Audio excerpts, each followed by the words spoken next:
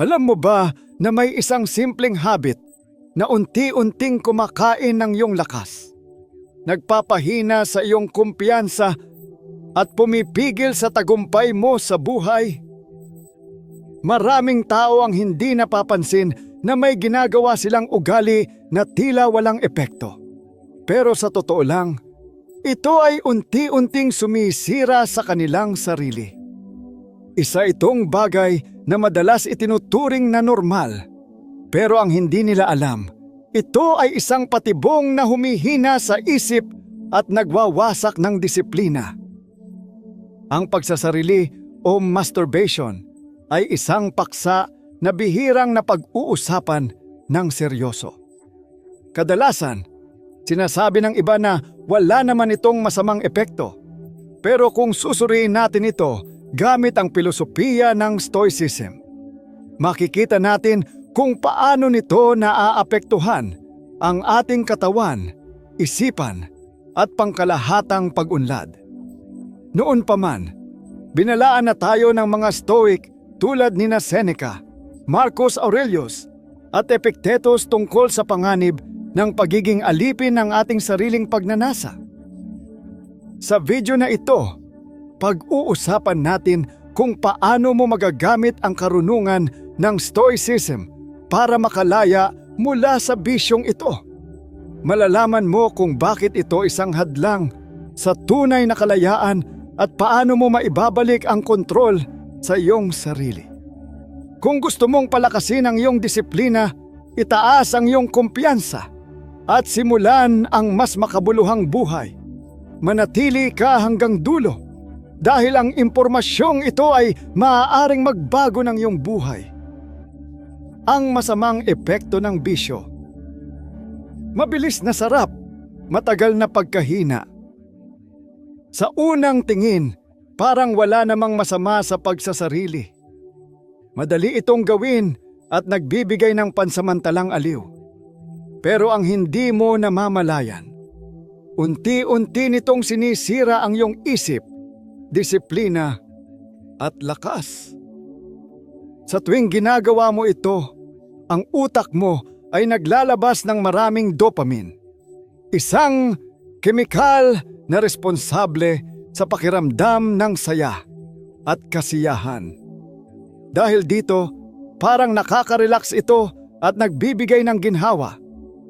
Pero tulad ng anumang nakaka-addict na bagay, kapag nasobrahan, nagdudulot ito ng masamang epekto. Dahil palagi mong hinahanap ang mabilis na kasiyahan, nawawalan ka ng gana sa mas mahahalagang bagay tulad ng pagpapaunlad ng sarili, pagsisikap para sa pangarap, at pagpapalakas ng kumpiyansa sa sarili. Dahan-dahan mong mararamdaman ang pagkapagod, kakulangan sa motibasyon at pagkawala ng direksyon sa buhay.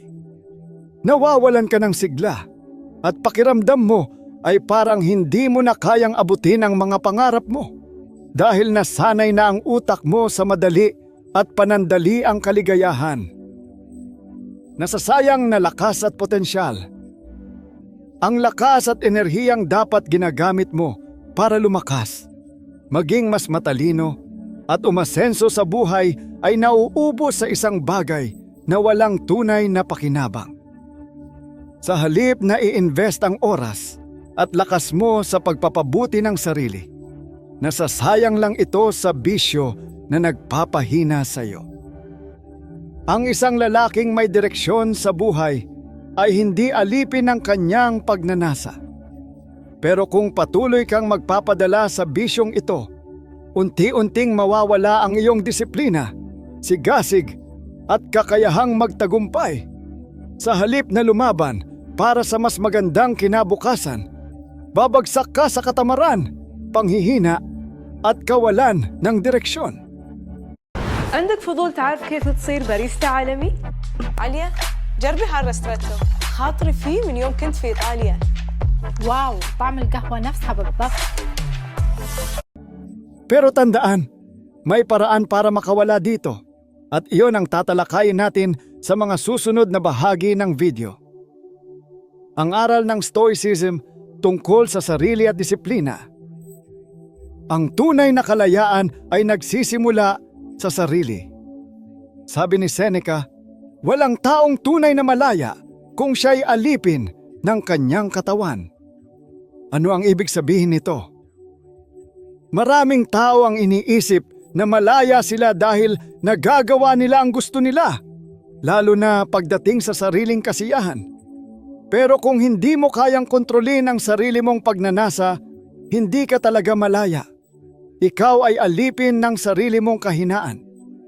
Kung palagi kang natutokso sa pansamantalang sarap, hindi mo maaabot ang mas mataas na antas ng disiplina at tagumpay sa buhay. Si Marcus Aurelius at ang kapangyarihan ng pagkontrol sa sarili. Si Marcus Aurelius, isang Stoic at emperador ng Roma, ay naniniwala na ang tunay na kalayaan ay galing sa kakayahang pigilan ang sariling pagnanasa. Para sa kanya, ang isang taong hindi kayang pigilan ang kanyang sarili ay hindi magiging malakas. Bakit? Dahil kung lagi kang sumusuko sa tukso at pansamantalang saya, magiging mahina ka pagdating sa mas malalaking hamon sa buhay. Kung hindi mo kayang pigilan ang isang simpleng bisyo, paano mo haharapin ang mas mahahalagang bagay tulad ng pangarap, pamilya at responsibilidad? Ang tunay na malakas na tao ay hindi basta sumusunod sa gusto ng kanyang katawan. Siya ang may kontrol sa sarili niyang isip at kilos. Ang patibong ng madali at mabilis na kasiyahan. Sa panahon ngayon, lahat gusto natin ay madali at mabilis. Mga bagay na nagbibigay ng instant gratification. Pero ayon sa mga Stoic, ang paghahanap ng madaling kasiyahan ay nagiging dahilan ng pangmatagalang kahinaan. Kapag nasanay ang utak mo sa mabilisang sarap, nawawalan ka ng tiyaga at disiplina sa paggawa ng mas mahahalagang bagay. Unti-unting bumababa ang iyong focus, tapang, at kakayahang tiisin ang pagsubok. Ang mga taong marunong maghintay at magkontrol ng sarili ay nagiging mas matibay, samantalang ang mga hindi kayang pigilan ang sarili ay nagiging mahina at madaling sumuko. Kung gusto mong maging malakas, kailangan mong matutunang kontrolin ang iyong kahinaan. At ang unang hakbang, alamin ang tunay na kahulugan ng disiplina. 3 prinsipyo ng Stoic para maging mas malakas. Una, sariling disiplina ang tunay na kalayaan. Sabi ni Epictetus, ang tunay na kalayaan ay ang pagiging amo ng sarili. Ibig sabihin, kung hindi mo kayang kontrolin ang sarili mo, hindi ka tunay na malaya. Kung palagi kang nagpapadala sa iyong pagnanasa, nawawalan ka ng kontrol sa iyong buhay. Pero kung matutunan mong disiplinahin ang sarili mo, mas madali mong maiiwasan ang mga bisyong nagpapahina sa iyo. Paano mo ito magagawa? Sanayin ang isip mong lumaban sa tukso. Hindi ito madali, pero sa bawat pagkakataong pipiliin mong pigilan ang iyong pagnanasa, mas lumalakas ang iyong disiplina.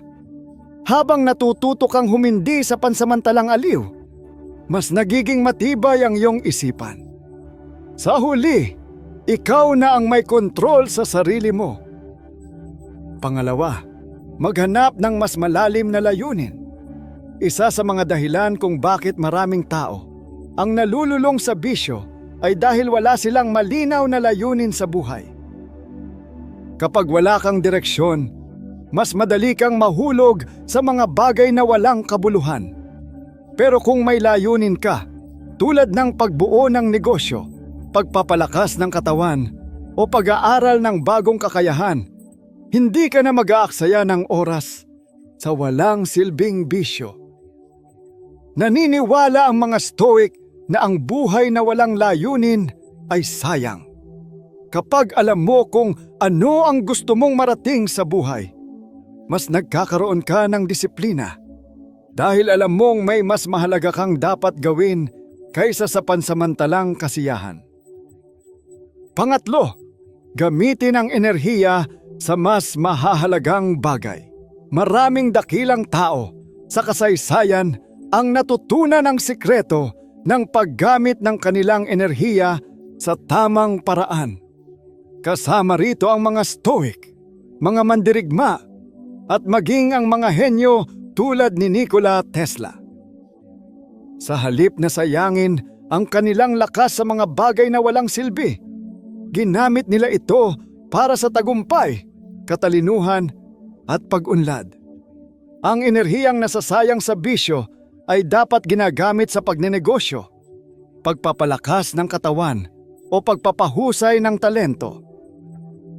Kapag natutunan mong gamitin ang iyong enerhiya sa tamang direksyon, mas magiging productive, mas malakas, at mas kumpiyansa ka sa sarili mo.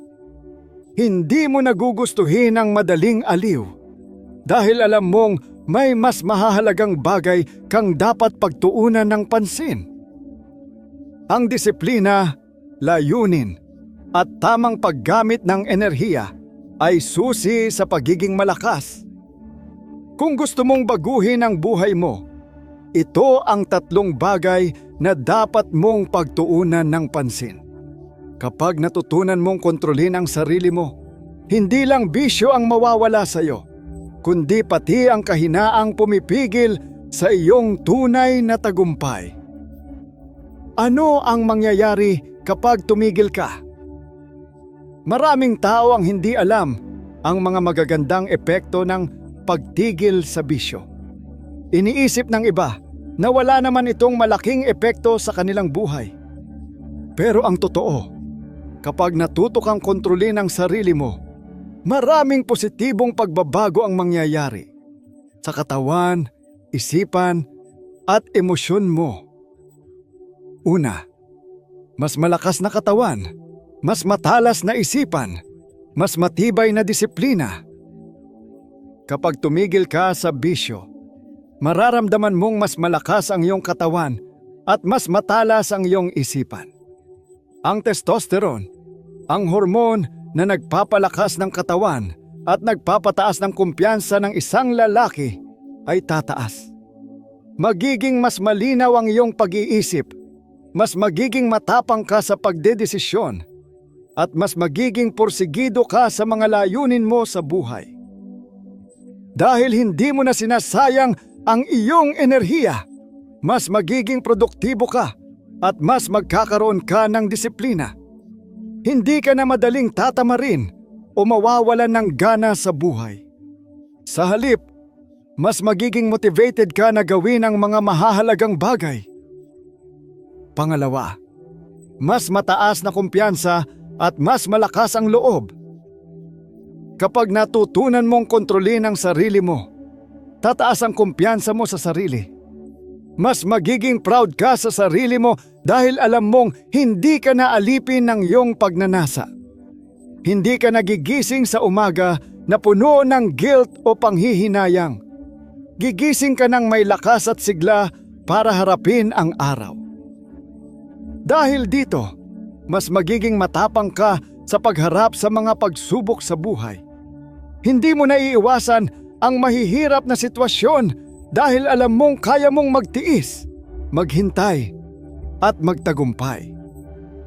القوة على أصولها تظهر في الابتكارات اللي تزيدها فخامة، تشعر بها من غير ما تشوفها. هذه قوة تترك أثرها. لكزس LX 600 للأصالة قوة لها أثر. Pangatlo, ang tunay na lakas at disiplina. Ang tunay na malakas na tao ay hindi yung madaling magpadala sa kanyang pagnanasa, kundi yung kayang kontrolin ang sarili niyang isip at kilos. Ang disiplina ay hindi tungkol sa pagsasakripisyo ng walang dahilan. Ito ay tungkol sa pagpili ng mas mahalagang bagay kaysa sa pansamantalang sarap. Kapag natutunan mong pigilan ang iyong sarili, hindi lang bisyo ang mawawala sa iyo, kundi pati ang kahinaang pumipigil sa iyong tagumpay. Mas magiging determinado ka sa buhay, mas magiging responsable ka sa iyong mga desisyon, at mas makikita mo ang tunay na halaga ng oras at lakas mo. Ang pagtigil sa bisyo ay hindi lang basta pagsuko sa isang ugali. Ito ay isang hakbang patungo sa pagiging isang mas malakas, mas disiplinado, at mas matagumpay na tao. Kapag natutunan mong kontrolin ang sarili mo, wala nang makakahadlang sa iyo sa pag-abot ng tunay na tagumpay. Ngayon, nasa kamay mo na ang desisyon. Magpapatalo ka ba sa isang bisyo o pipiliin mong maging malaya? Hindi madaling kontrolin ang sarili, pero ito ang unang hakbang patungo sa tunay na kalayaan at tagumpay. Kung patuloy kang magpapadala sa pansamantalang sarap, mananatili kang alipin ng kahinaan.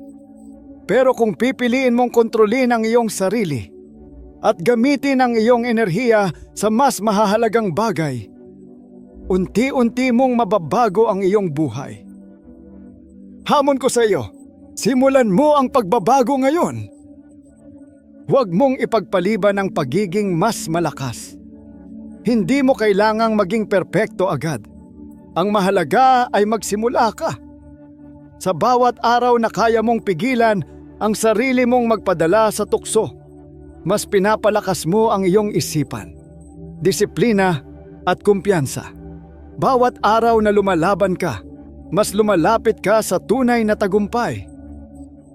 Kung gusto mong matuto patungkol sa disiplina, self-mastery at tunay na kalayaan, siguraduhing manatiling konektado. Huwag kalimutang mag-subscribe para sa mas maraming kaalaman tungkol sa stoicism at mental strength. Ang buhay mo ay bunga ng mga desisyong ginagawa mo araw-araw. Ano ang pipiliin mo ngayon? Ang madali pero mahina o ang mahirap pero magpapalakas sa iyo? Ikaw ang bahala.